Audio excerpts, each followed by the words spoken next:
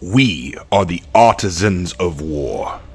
Our past and our present are drenched in blood and conquest, and so it shall be for our future as well. We are the phoenix destined to rise from the ashes and soar anew. This land and all lands will answer to the mandate of heaven. Warfare is not alien to any of the factions in Heathmoore. For each faction it carries a greater meaning and purpose. To the Vikings it is a way of life. To the knights it is a necessity to maintain order. And to the samurai it is a means of self-preservation. But to the invaders of Heathmoore known as the Wu Lin, war is an art. The foreign armies of China that have infiltrated Heathmoore have long studied and practiced the deadly art of war to the point that though they are certainly outnumbered by the Heathmoore natives, they are by no means outclassed. In truth, it could be argued that no faction can claim to understand the battlefield quite like the Wu Lin. Were they only truly united, they might already have claimed the land itself. Throughout her history, China has always maintained a firm belief in the Tianming, or mandate of heaven. The belief that heaven itself will determine the rightful imperial family. Should the day ever come when a family loses the favor of the heavenly powers, then disasters, wars, and calamity will ensure that the old imperial family is removed and a new one can be installed. As a result, China has seen the rise and fall of several dynasties in its history, and the Tianming has always revealed through calamity and disaster when a new era must begin. But never had the mandate of heaven been as destructive and awful as the Cataclysm. In the wake of this global disaster, China was devastated, and the imperial throne was vacant. The land was barren and unsalvageable.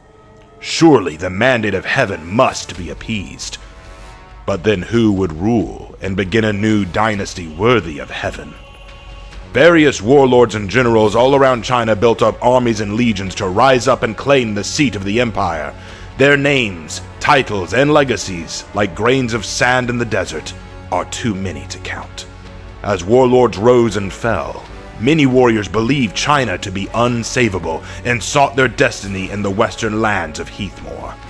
The most powerful and unified of these wandering warriors was the Wu Lin, led at the time by Gao Lei.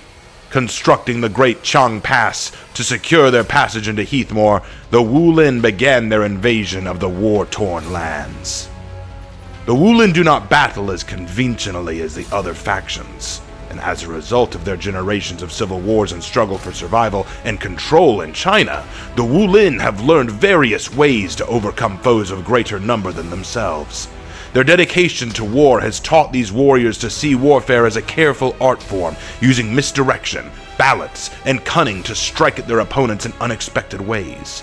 A small warband of the Wu Lin can ensnare and destroy a much larger force through their superior tactics, versatility, and discipline. It is not just their approach to war that makes them so dangerous, but also their manner of fighting. The Wu Lin move with precision and deadly accuracy, dominating the battlefield with bodies honed by struggle and weapons of unparalleled and even unconventional design. Like all the factions, the Wu Lin have a strong sense of honor, but their idea of honor is somewhat different and divided. As the Wu Lin are not one large uniform army anymore, and rather divided into various smaller warbands and groups, their definitions of honor are often diverse and dependent on the warlords and generals who command these different groups. As such, one Wu Lin warband may hold a very different outlook on honor than another. But despite their differences, there can be found similarities. Loyalty to the people, the reverence to one's ancestors and tradition, upholding family prestige and glory.